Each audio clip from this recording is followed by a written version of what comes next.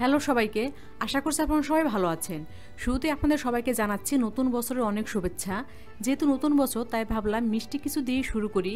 তাই আজ আপনাদের তৈরি করে দেখাচ্ছি ফ্রুটস কেক।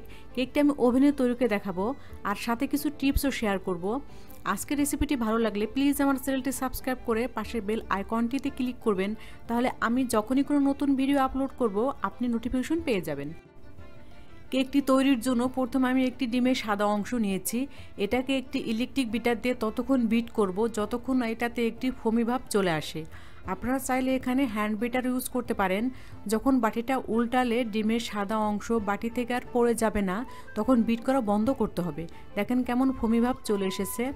যদি ডিমের সাদা অংশ আর কুসুম একসাথে বিট করা হতো তাহলে কিন্তু এই ফোমি ভাবটা আসতো না। আর ডিমের সাদা অংশের এই ফোমি ভাবটা কেককে সফট করতে সাহায্য করে। এখন দিয়ে দিচ্ছি ডিমের কুসুম আর দিয়ে দিচ্ছি হাফ কাপ পরিমাণ চিনি। আপনারা চিনির পরিমাণ বাড়িয়ে বা কমিয়ে দিতে পারেন। আমি মোটা দানার চিনি ইউজ করেছি, আপনারা আইসিং সুগার ইউজ করতে পারেন, তবে আমার মতে আইসিং সুগারটাই ইউজ করা ভালো, এতে করে সময় কম লাগে। এখন চিনি গলার আগ পর্যন্ত এটাকে ভালো মতো বিট করতে থাকবো। বিট করতে করতে বাটির পাশে লেগে থাকা চিনিটা একটা স্প্যাচুলা কিংবা চামচের সাহায্যে মাঝখানে এনে আরও কিছুক্ষণ বিট করব যতক্ষণ না চিনিটা পুরোপুরি গলে যায়। চিনিটা পুরোপুরি গলে গিয়েছে। এখন এটার ভিতর দিয়ে দেবো সব শুকনো উপকরণগুলো। এর জন্য একটা চালনি নিয়েছি। এখন দিয়ে দিলাম হাফ কাপ ময়দা, হাফ চা চামচ বেকিং পাউডার এবং 1 চিমটি বেকিং সোডা। এখন এগুলো ভালো মতো চেলে নেব। চেলে নিলে যেটা হয়, শুকনো উপকরণের ভিতর যে দলা দলা ভাব থাকে সেগুলো আর কেকের ব্যাটারের ভিতর পড়ে না। এখন সবগুলো ভালো মতো মিক্স করে নিচ্ছি। এখন দিয়ে দিচ্ছি 1 চা চামচ পরিমাণ ভ্যানিলা এসেন্স। আপনারা অনেকে আমার কাছে জানতে চেয়েছিলেন কেকে ভ্যানিলা এসেন্স দিলে কি হয়, তাদের জন্য বলছি কেকে ভ্যানিলা এসেন্সটা দিলে কেকে আর ডিমের গন্ধটা থাকে না। এখন দিয়ে দিচ্ছি হাফ কাপ সয়াবিন তেল। আপনারা চাইলে কিন্তু এখানে গলানো বাটারও দিতে পারেন, সেক্ষেত্রে হাফ কাপ পরিমাণ গলানো বাটার দিলেই হয়ে যাবে। এখন এটা ভালো মতো মিশিয়ে নিচ্ছি। মেশানো হয়ে গেছে। এখন দিয়ে দেব 1/4 কাপ দুধ। আমার এখানে 1/4 কাপ দুধ লেগেছে, আপনাদের কিন্তু কম বা বেশি লাগতে পারে। আপনাদের ব্যাটারটা যদি একটু বেশি ঘন হয় তাহলে কিন্তু দুধটা একটু বেশি লাগবে, আর ব্যাটারটা যদি একটু পাতলা হয় তাহলে কিন্তু দুধের পরিমাণটা একটু কম লাগবে। এখন এটা ভালো মতো মিশিয়ে নিতে হবে। ভালো মতো মেশানো হয়ে গেছে। দেখতে পাচ্ছেন ব্যাটারটা কেমন হয়েছে। যেহেতু ফ্রুটস কেক বানাবো তাই বেশ কিছু ড্রাই ফ্রুটস নিয়েছি। এখানে রয়েছে পরিমাণ মতো মোরব্বা, কিশমিশ, পেস্তা বাদাম ও কাজু বাদাম, আর নিয়েছি কুচি করে কাটা চেরি। এখন একটা বাটিতে আমি ময়দা নিয়েছি 3 টেবিল চামচ পরিমাণ। এখন সবগুলো ড্রাই ফ্রুটস ময়দার ভিতর দিয়ে ভালো মতো মেখে নেব। এই প্রসেসটা ফলো করলে ফ্রুটসগুলো আপনি ব্যাটারের সাথে মিশিয়ে যখন পাত্রে ঢালবেন তখন ফ্রুটসগুলো পাত্রের তলায় পড়ে যাবে না। তাই এই স্টেপটা অবশ্যই ফলো করতে হবে। ফ্রুটসগুলোর পরিমাণ নিজের ইচ্ছা মতো নেবেন। আমি যে ড্রাই ফ্রুটসগুলো ইউজ করেছি, আপনাদেরও যে একই ফ্রুটস ইউজ করতে হবে এমন কোনো কথা নেই। আপনারা নিজেদের ইচ্ছা মতো ফ্রুটস ইউজ করতে পারবেন। ভালো মতো মেশাবেন যেন ফ্রুটসগুলোর জুসি ভাবটা চলে যায়। মেশানো হয়ে গেছে।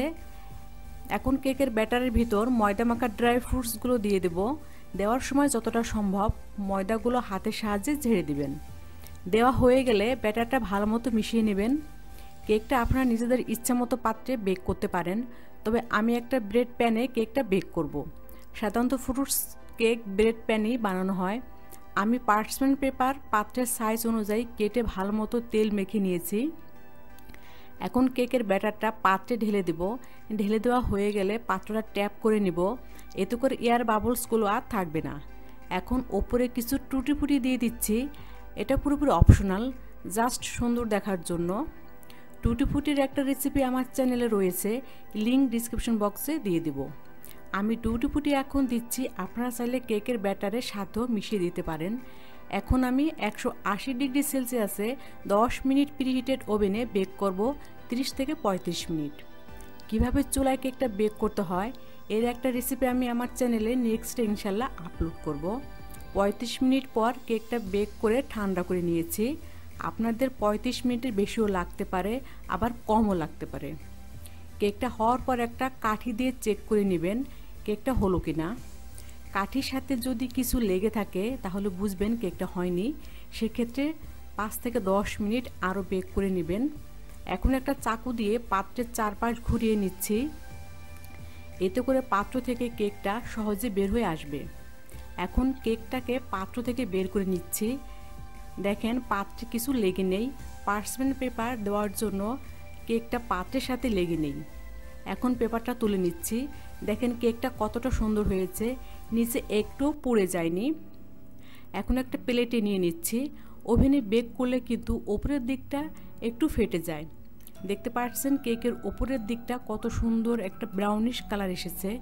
যখন এরকম পাউন্ড কেক কাটবেন তখন কেকটাকে উল্টো করে তারপর কাটবেন। এখন পিস পিস করে কেটে নিচ্ছি। আপনাদের একটু ছিঁড়ে দেখাচ্ছি।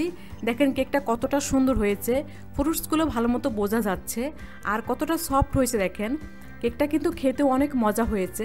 আজকের রেসিপিটি ভালো লাগলে আমার চ্যানেলটি সাবস্ক্রাইব করে পাশের বেল আইকনে ক্লিক করবেন, তাতে আমি যে রেসিপিগুলো দেবো তার নোটিফিকেশন আপনারা পেয়ে যাবেন।